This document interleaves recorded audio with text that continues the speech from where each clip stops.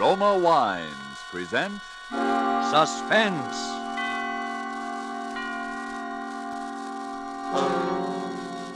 Roma Wines, made in California for enjoyment throughout the world. Salud. Your health, senor. Roma Wines toast the world.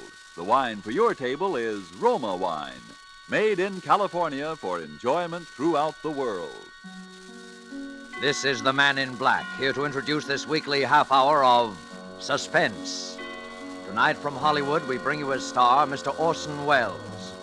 This will be the first of two consecutive performances by Mr. Welles, in which he will appear as the protagonist of Kurt Siodmak's novel, Donovan's Brain. The producer of Suspense and its sponsors, the Roma Wine Company of Fresno, California, feel that this story is so unusual that it merits more than our usual time. So in somewhat of a departure from established radio formulas, we will bring you the story of Donovan's Brain in two parts. Part one you will hear tonight, and part two next Monday night at this same time. Before we take you to the scene of our drama, let's take a little journey of a different kind. We'll let a bottle of Roma wine serve as Aladdin's lamp. I touch the label, and presto, we are all transported to that capital of gaiety, Havana, Cuba. And now we find ourselves in the charming Pan American Club. At a table nearby, an American has just voiced his delight at the uncommon beauty of the scene. And then his Cuban companion responds, "Well, you in America also have much that is uncommon to boast of, such as this marvelous tasting wine we are enjoying this minute. To enjoy uncommon fine quality, Cuba imports this wine from your own distant California. It is your superb Roma wine. Now just realize what it means when other countries import Roma wines from such great distances. Such international esteem must mean that Roma wines are truly magnificent in quality. And then consider this. You here in America need pay no high import duty, no expensive shipping charges. For these fine Roma wines come from Roma's own wineries in the heart of the rich California wine grape districts. Because so many Americans do realize this good fortune, Roma wines are America's largest selling wines. So why deny yourself this taste delight? Try an inexpensive bottle of tangy, appetizing Roma sherry, or the hearty Roma burgundy, or any of the marvelously enjoyable Roma wines. But remember, these days your favorite dealer may be temporarily out of the type you prefer. Then please try again. Ask for R-O-M-A, Roma wines, made in California for enjoyment throughout the world. And now with part one of Donovan's Brain, and with the performance of Orson Welles as Dr. Patrick Corey, we again hope to keep you in suspense.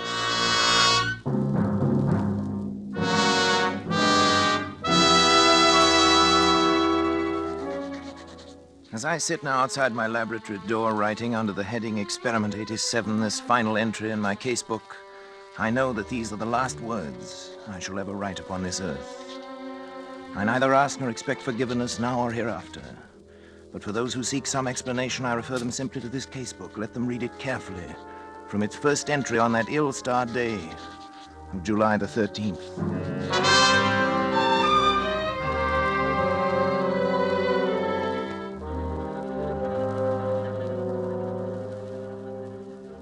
July 13th. Today I bought a small Capuchin monkey from an organ grinder. The animal trembled with fear when I took it into my laboratory, and when I tried to pet it, it bit me. I had to make it trust me completely. Fear causes an excess secretion of adrenaline, resulting in an abnormal condition of the bloodstream which would throw off my observations, so I fed it, and finally the creature voluntarily crept up into my arms, uttering little whimpers of content. When it laid its head against my shoulder, I stabbed it with a surgical lancet. It died instantly.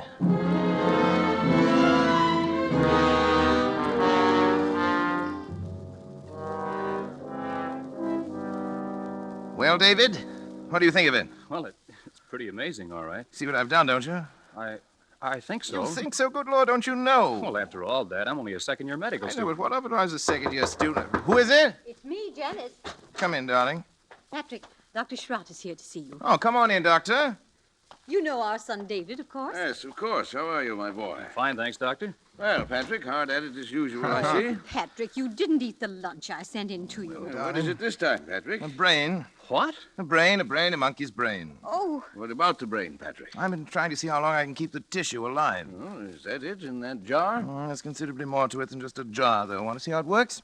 is it still alive? In a way, yes. It's a fairly simple device, actually, Doctor. Variation on Corell's mechanical heart. The brain lies in a bath of blood serum. These rubber arteries are fixed to the vertebral and internal carotid arteries of the brain. The blood substance is forced through the cycle of Willis to feed the tissue. Over here, I've installed a small rotary pump that forces the blood circulation, you see? But how do you know it's alive? It's very easy to determine. The brain, when functioning, gives off infinitesimal electrical impulses. They can be measured. As a matter of fact, I've hooked the encephalograph up to a small amplifying system. The brain impulses can actually be heard. Here, I'll turn it on. You see?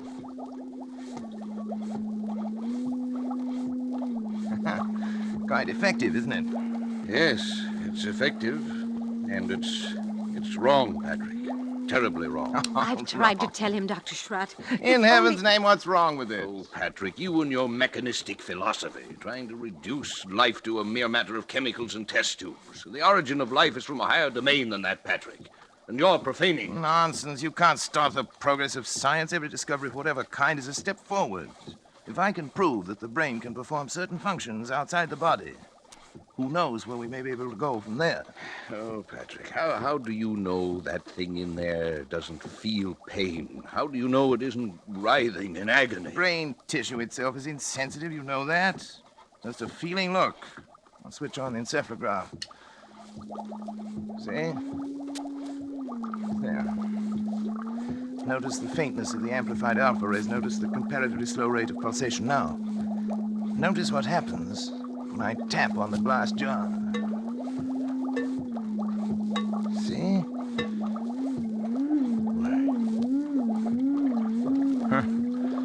It feels.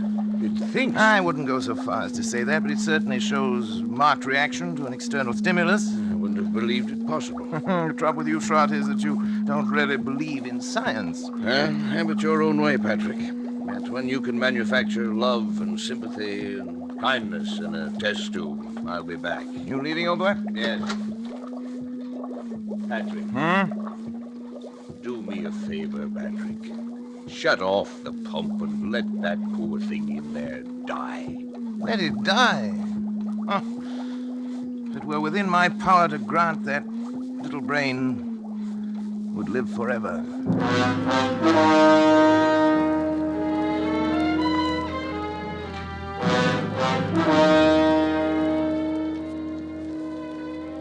July 18th. I'm utterly exhausted from lack of sleep, but the events of the past 5 days have been of such tremendous importance that I must set them down while every last detail is still fresh in my mind. I've had no time to make an entry in this record since that day last week. It seems a month ago now, and I had my first partial success with the brain of the capuchin monkey. At that time, however, it seemed that I was doomed to disappointment. In spite of all my efforts, the brain of the monkey ceased to live at 12:14 that night. Tired and disheartened, I lay down to sleep on the cot in my laboratory, but at that very moment, fate was contriving an occurrence which now seems destined to have the most profound effect not only upon my own existence, but perhaps upon that of all mankind.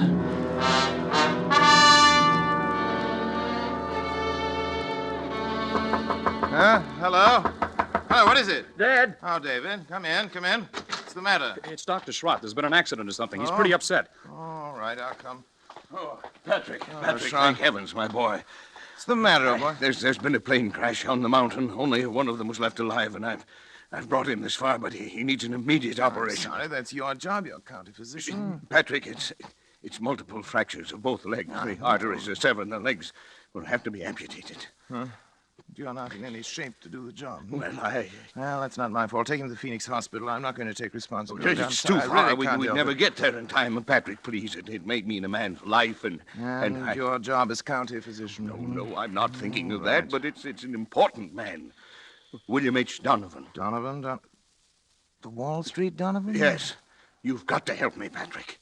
Donovan.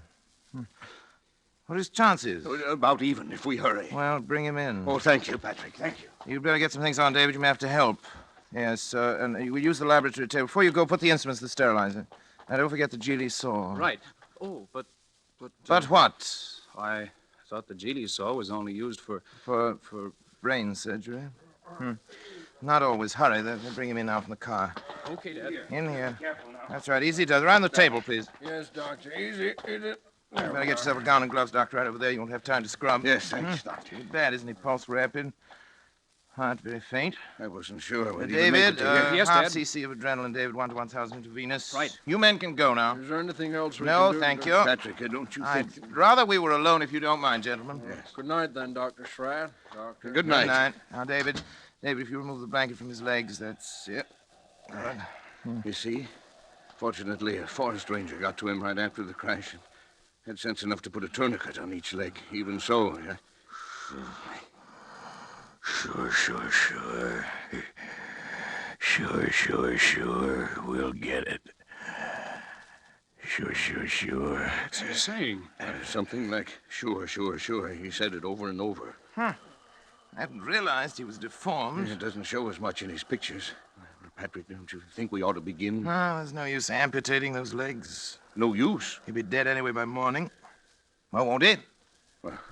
Suppose you're right, Patrick. You know I'm right. But still, we ought to try. We can't refuse to operate just We are because... going to operate. Syringe, please, David, the large one. Here you are, Dad. Spinal anesthetic. Will you give it, Dr. Schratt? Right. Scalpel, please, David. Scalpel and the Geely saw. Geely saw. Patrick. Well... No, Patrick, I won't let you. After your performance tonight? Well, I have. But, Patrick, he's still alive. Precisely. My mistake with the monkey was that he was dead. I don't intend to make that mistake again. Come on, David, Patrick, the scalpel. Patrick, are you out of your mind? You're taking a man's life. I'm giving him life. Donovan would die anyway. But for a while at least, Donovan's brain will live.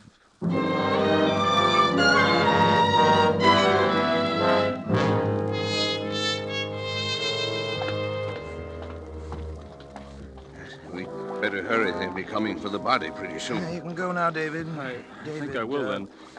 You understand, of course. Yes, I understand. Not a word to your mother or to anyone. I understand. Did you put something in the skull cavity Oh, so yeah. the eyes won't fall? I filled it with cotton, bandaged the whole cranium. It looked like any head injury. I hope nobody gets any ideas about an autopsy. You're the coroner. You can stop that. Look, Schratz. This is a chance that comes once in a lifetime. William Donovan had one of the greatest minds, has one of the greatest brains in the world today. And now you have it. It's Turn on the madness, Patrick. encephalograph.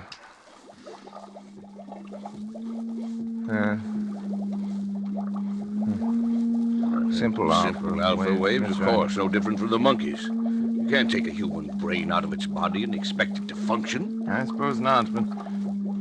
Trot! Did it ever occur to you that the brain might simply be asleep? Sleep. Certainly. An operation like that is a severe shock. Tap on the glass.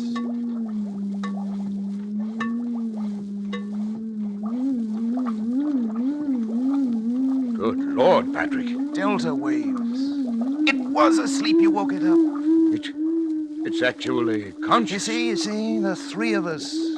Three of us conducting this experiment now. You, and me, and William Horace Donovan.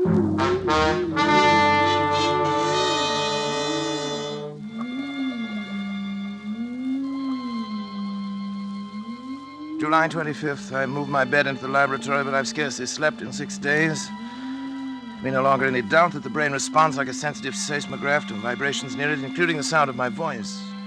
Yet I found no method of communication with it. I've devised a simplified Morse code consisting of taps on the glass container, together with voice vibrations. Perhaps I can teach the brain.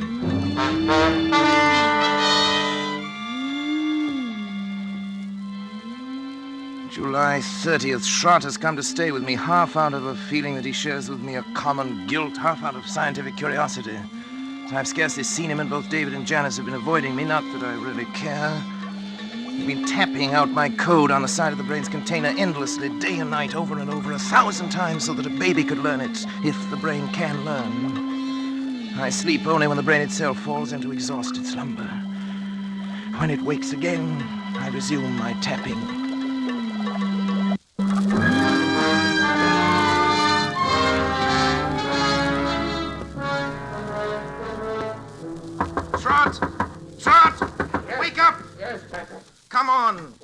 hurry! Come on, I want to show Something you the something. matter? Yes, old boy, I want to show you something. Patrick, you look like a ghost. Where are we going? Back to the laboratory. I can't believe it myself. I may have been dreaming delirious. What's happened? Come on. You hear that? Delta waves.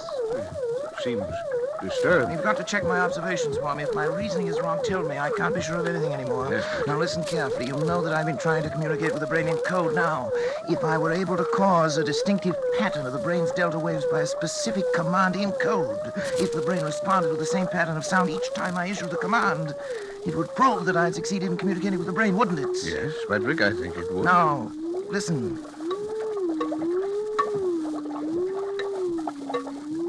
Donovan! Donovan! If you understand, think 3 times of the word talk. 3 times. Talk. Talk. Talk.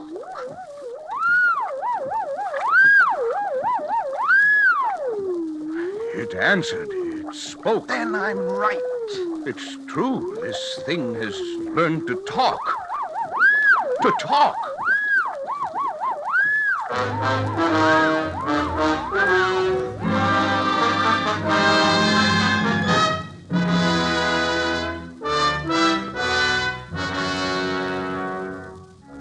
July 31st.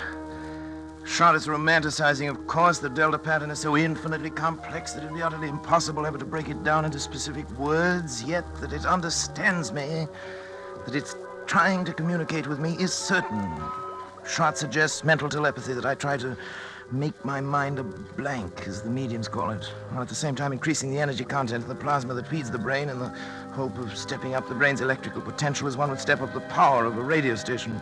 Naturally, telepathy is nonsense, but the feeding theory intrigues me. I shall try it.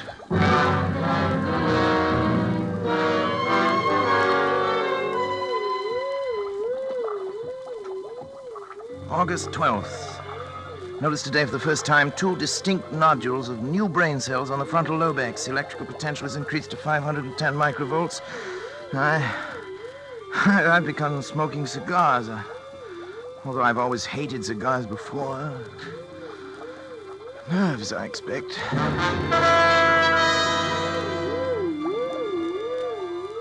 August 22nd, nodules still growing, electrical potential 1450, but no observable results. Lately felt a compelling urge to know more of Donovan's life and have collected every available scrap of information about him. A strange man he was. Strange, ruthless, actually evil in many ways, but nonetheless an extraordinarily brilliant mind.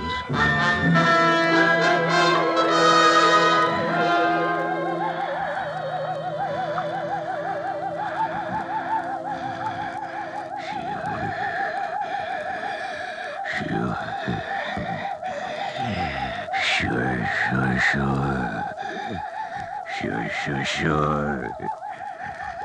Here will be the test. You agree? Of course. Sure. Patrick, wake up! Patrick! What is it? What happened here? I thought I ought to wake you up, Patrick. You were moaning in your sleep, talking. Talking? What did I say? I'm not sure, but your voice was so strange that... Janice, what's the matter? There's nothing. I was dreaming, that's all. Janice woke me up. Patrick, let me see your hand. My hand? What do you No, the other for? one. What about it? You're not left-handed, are you? No. Then why have you got ink on the fingers of your left hand? Well, I don't know. Were you writing anything tonight? No. You must have been, Patrick. Here it is, right here on your desk. Nonsense. Wait, let me see it. Oh, you've been writing his name, William H. William Donovan. H. Donovan Schratt. That's not my handwriting. It's... What? Don't you see what it means? The brain has communicated with me. Patrick, you don't... Look here. Look at this magazine article. Here's a reproduction of his signature. And he was left-handed, too. It says so here. Why, it is. It is exactly the What same. a fool I've been. Look at this picture, smoking a cigar. With his left hand. I wondered why I'd suddenly started smoking cigars. The same brand, too. Janice, try to remember what you heard me saying just before you woke me up. Come on, Janice. Think. Patrick, I can't believe... Think, Janice. All I heard was something like, sure. Sure. Of course. Don't you remember, Schrott? He said it that night. It was the only thing we ever heard him say. It was an expression of his. It tells about that in one of the articles, too. Yes, there it is. It right wasn't your voice, there. It Patrick. wasn't my voice. You see, the brain has grown. And it's strong enough to influence not only the higher functions, the frontal lobe, but the speech centers, the motor centers of another brain. Patrick, if this is true, then your experiment has been successful. It's ended. Ended? Oh, it's only begun. Patrick! Don't you see what this means? Patrick, listen to me. Oh, what, Janice? What? You've got to stop. Stop! I can't stand it any longer. Can't you see where it's led you? When you cut yourself off from your family, when you neglected your health, began having fits of temper, and were like someone I hardly recognize as the man I married. All that I tried to understand. But don't you see what you've done? You are a murderer, Patrick, a murderer. Janice, David darling. told me the whole thing. That poor boy's half insane himself from worry. Insane? What do you mean by that? What I say. You killed Donovan. Janice, Maybe he wouldn't have lived anyway. But you killed him.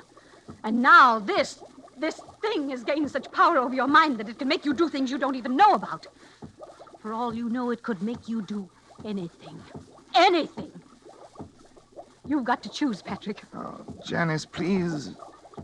I suppose you're right, but I'm utterly exhausted. I can't even think anymore. You've got to think. Give me until tomorrow. Let me sleep, and then tomorrow I'll do something. I promise you. All right, Patrick. Tomorrow. But if you don't do something, if you don't destroy that thing, I will. The brain. It's almost as though it heard you and were raging at you.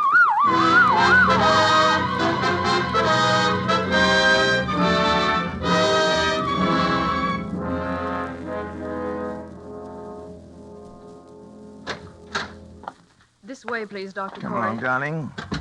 But, Patrick, why are we going in here? A psychiatric clinic? I told you I'd do something, Janice. I've got an idea. You mean you're having yourself psychoanalyzed? Well, Something like that? something like that. I'll tell you about it later. First, I want you to talk to this man alone. Dr. Zanger, this is Dr. Corey. Oh, how do you do, Dr. Corey? How do you I've heard do, something Dr. of Zanger? your work. Oh, yes. And this is Mrs. Corey. Of course, excuse me. I'm happy to meet you, Mrs. Corey. Thank you, Doctor. Won't you come into my office? I will Doctor? certainly. Janice, would you mind, darling, waiting in the reception room? I'll be out in just a moment. Thank you. Why, certainly, dear. In here, please, Doctor. Very well. Doctor, she seems quite normal. I'd expected from what you told me on the telephone that... I know. I can assure you, I hate to tell you this, but, Doctor, she's quite insane. I see. Yes, paranoia.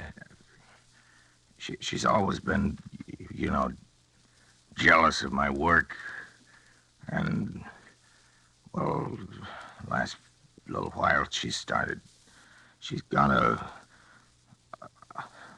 delusion that she thinks I've made some kind of a monster up in my laboratory that controls my mind and controls my actions. So I'm putting her completely in your hands. Oh, well, it's of course a little unusual, but since you are yourself a medical man... That's right. You definitely wish to commit her, then, huh? Yes. You have the papers. Oh, yeah, here you are. Just your signature will be enough, Doctor. All right. There you are. You let me know about everything, won't you? Oh, naturally, Doctor. We keep you informed. Thank you. Well, goodbye then, Dr. Corey. We will do what we can. Oh, right. Patrick? Mrs. Corey is staying with us, Miss Wilcox. Yes, Dr. Zanger. Patrick? Come back! Patrick! Oh, it's all right, Mrs. Corey. Just come with me, please. Patrick! No. Where are you going? Let me go! Let me go! Oh, Dr. Corey, Yes? Oh, about the bill. How do you wish it to be handled? The bill? The bill? Sure. I'll take care of it by the week. The checks will be signed William H. Donovan. Sure.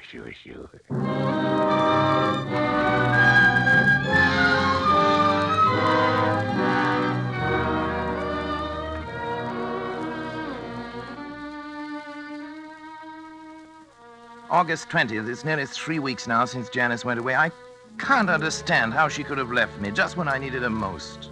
When I try to question Schrott or David about it, they only look at me strangely and change the subject. Clearly, they too now are in on the conspiracy. Sometimes it seems the only person I can trust is Donovan. The brain communicates with me more freely now each day. I know it has some great plan in mind for me, for both of us.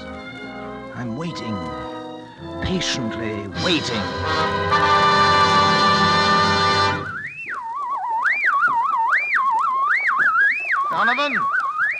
Donovan, I'm listening, Donovan.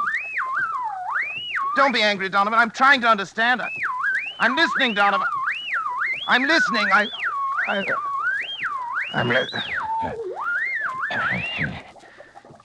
Sure.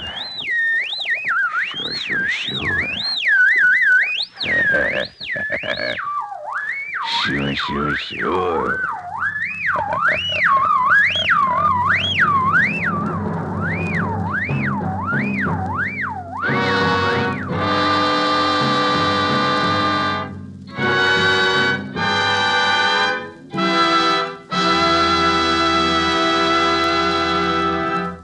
And so closes Donovan's Brain, Part 1, the first of 2 half-hour presentations of Kurt Siodmak's story, presenting Orson Welles as star of Suspense.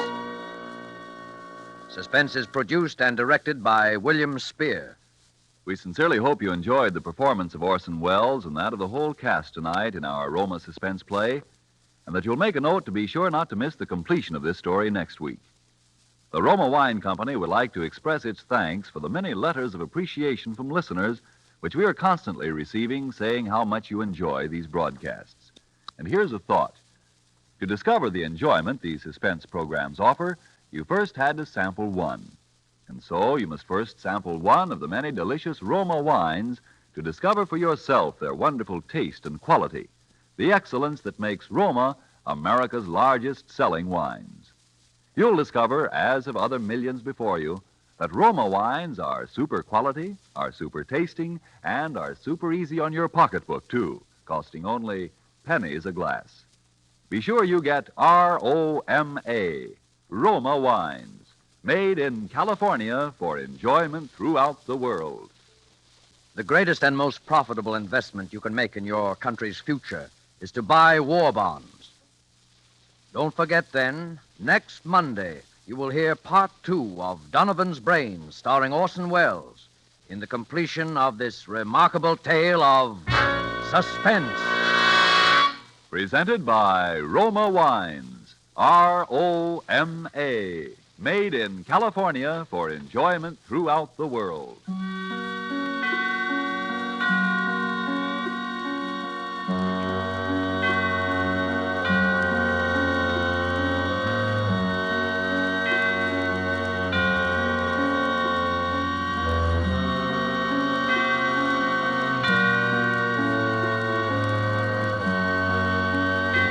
This is CBS, the Columbia Broadcasting System.